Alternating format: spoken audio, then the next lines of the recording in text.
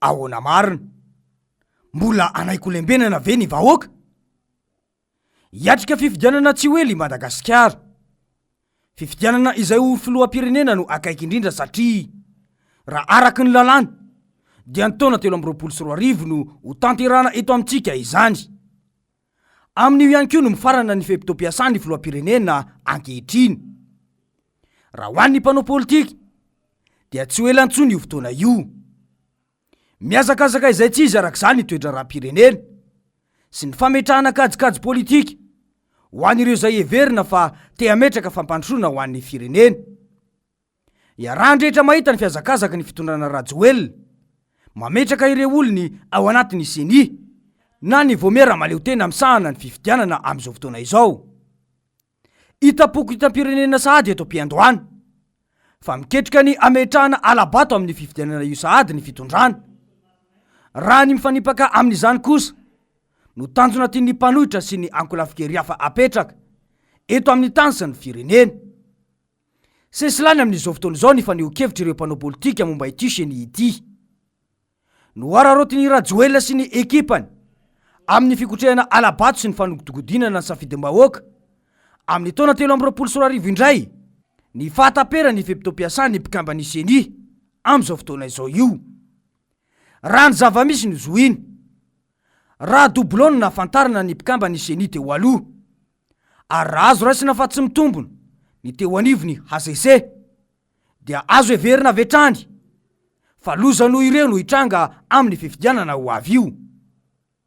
Olon'ny fanjakana avokoa na ao anatin'ny antenimeran-doholona, kanefa dia ireo no mametraka olona iray ho solotenan'izy ireo ao anatin'ity vomera ity. Tahaka izany ihany koa dia ao anatin'ny antenimera-pirenena. Azy ny maro anisa, mazava ho azy fa olon'ny Rajoelina ihany koa no isolotena azy ireo ao. Ankoatr'izay ny fitsarana tampony, ny HCC izay mametraka olona iray ihany koa. Ny olafitry ny mpanao gazety moa dia nosoloina ny mpanao gazety miasa ao amin'ny Haino Amanjery tsy miankina ny Rajoelina no sady staff tao amin'ny ministera ny serasera nosolotena na dia efa nisy aza ny fanolorana an'ilay mpanao gazety MATV isolotena ny OGM tao. Ny fihetsika amin'ny fanendrena ny isolotena ny mpanao gazety io dia pirofo mitohoka amin'ny tendany fa miomana mafy amin'ny alabato indray i Rajoelina. Raha tena fifidianana madio matsy no tiany atao dia tsy nikitihany intsony ireo olona zay efa napetraka sy efa voafidy. Io ilay efa nolazaina fa misy ketrika hafa tiany lalatiana Rakotondrazafy atao tamin'ny fisisihany anao ny fifidianana zay ho filohan'ny olafitra iny satria olon'izy ireo no tiany hipetraka ao amin'ny CENI. Voapirofo izany ankehitriny ary miariary ny fanoliana ny mpanao gazety Marc Antoine avy amin'ny vondrona serasera MATV io na dia efa izy aza no voatendry ny biraon'ny OGM teo aloha. Raha tsy misy arak'izany ireo fepetra ho raisiny geny zao dia ahina tanteraka ny iroson'ny Madagasikara amin'ny krizy ara-politika hafa indray aoriany ny fifidianana io. Izany no mahatonga ny Antsoava izay nataon'ny Filomary Karavalomanana tany Tomasina momba io CENI io ny farany herinandro teo. Fanambarana izay miantso ny FFKM sy ny ray aman-dreny rehetra, ny vovonana sy ny mpikambana politika ary ny firaisamonim-pirenena mba hijery maika izao loza mitatao ataon'ny Rajoelina amin'ny safidim-bahoaka izao. Ity izay Antsoavo nataon'izay. Ny président de république amin'izao fotoana izao io mino aho ary fantatro fa mbola hirotsaka io. Ary raha mirotsaka koa dia manana droit hanendry olona ao amin'ny CENI. Dia noho izany zany dia tsy indépendant io satria izy ao amin'ny fahefana dia hanendry olona. Samy zareo ihany. Nga vitan'izay ny Sénat koa dia mifidy olona anankiray koa. Aniza ny Sénat? 100 isan-jato anazy ao amin'ny fitondrana daholo. Noho izany zany tsy maintsy olona mpomba amin'ny fitondrana koa ny ao. Ny fahatelo, antemera-pirenena dia hifidy olona anankiray koa ho ao amin'ny membre ny CENI. Io zany le commission électoral national atreo fotsiny aloha nyresahako mbola tsy asiko indépendant commission électorale nationale fotsiny aloha hatramin'izao nga vitan'izay ihany ny ACC le azo raisina fa tsy mitombony lozy izy kio a dia mbola manana droit izy kio mbola manana droit hoe ifidy tamin'ny herinandro iny dia resa be mbola manana droit ifidy ihany kio a izy ireo olona anankiray dia mino zany tsika fa mbola olon'ireo ihany eo dia raha ireo fotsiny jerevana dia hita fa tena mirona amin'ny tsy mahay indépendance ireo raha ny antsim-pandrakana hafa ihany koa toy ny zareo amin'ny magistrat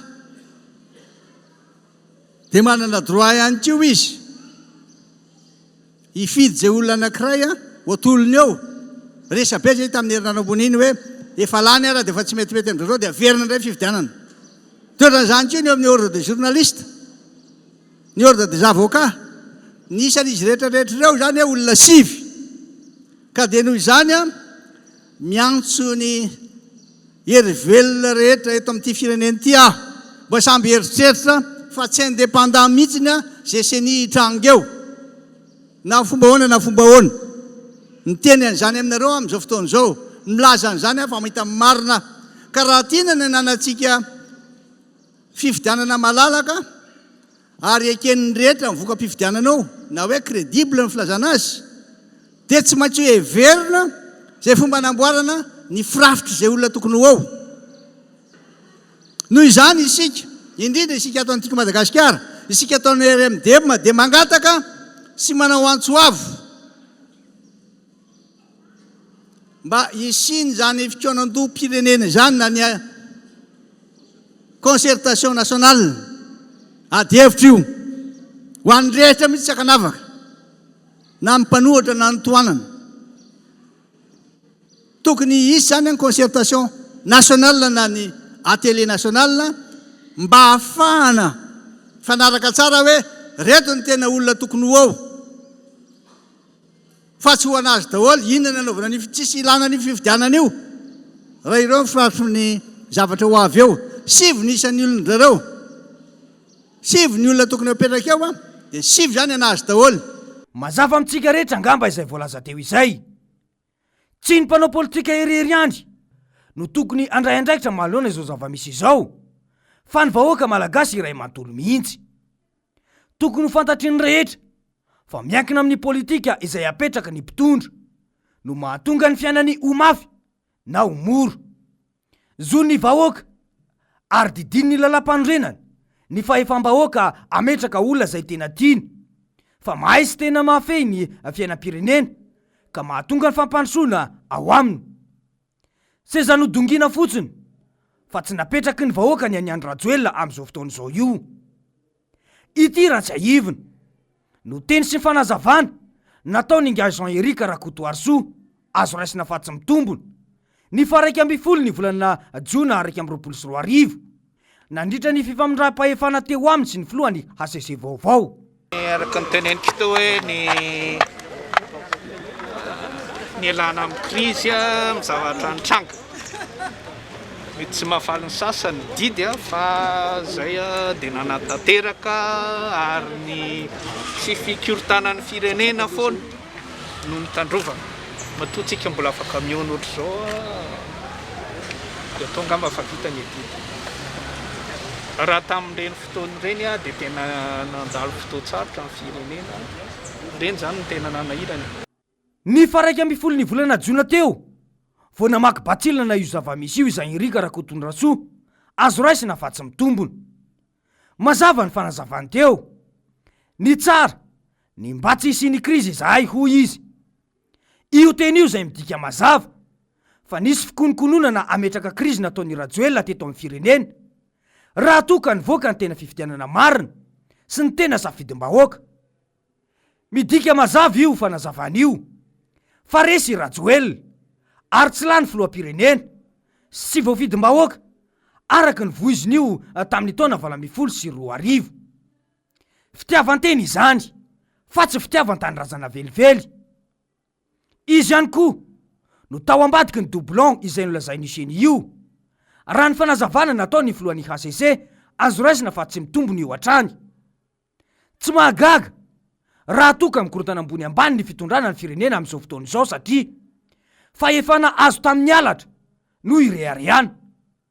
Olon-kendry moa ny filomarika Ravalomanana ka de nanaiky ny nahafiloam-pirenena azy satria ny tombotsoa ambonin'ny firenena no nojereny. Nambarany ihany koa tamin'izany fotoana izany fa tsy mahavoavidy aim-bahoaka izy na iray aza. Mazava ihany koa fa raha toka resy teo i Rajoelina ary navoaka ny voka-pifidianana milaza fa resy i Rajoelina tamin'ireny fotoana ireny dia nahina tanteraka ny isiny ny raha mandrika indray teto amin'ny firenena. Profo ny fahavononan'ny Rajoelina tamin'io ny fampidirana antsokosoko ireo fitaovam-piadiana izay narantiranty sy nolazaina fa novidino an'ny tafika tetsy Mahamasina nandritra ny fianianana. Misy lalàna ny fampidirana fitaovam-piadiana eto amin'ny firenena kanefa dia mahagaga fa kandida ho filoam-pirenena fa tsy olona efa tompo-pahefana no matafiditra fitaovam-piadiana antsokosoko toy ireny eto amintsika. Amafisiny io fitondrana loham-boto sy miaina amin'ny alatrio amin'izao fotoana izao dia io ataony amin'ny seny io. Azy ny gouvernoura, azy ny sefim-pokotany, azy ny anteny-miram-pirenena, azy ny HCC, azy ny anteny-miran-doolona, ny ministry atitany izay avokavoky ny alabato tia natao.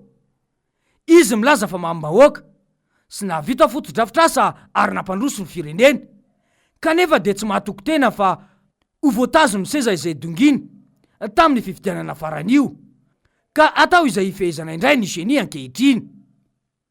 Inona no atahorana fifidianana madio sy mangarahara raha tena mambahoaka sy tia tandrazana fa mialokaloka ao anatina alabato? Raha tsy misy ny firaisan-kina ny mpanao politika sy ny olom-pirenena dian'izao dia fifidianana tsy misy dikany fa fandanim-potoana fotsiny no atao eto satria efa vita ho azy ary mazava ny voka-pifidianana ho avokin'ny senisy ny HCC amin'ny taona 2024 io. Mbola anaiko lembenana foana ve ny vahoaka malagasy manoloana ny safidiny tiana atao? Fa ahoana mariny?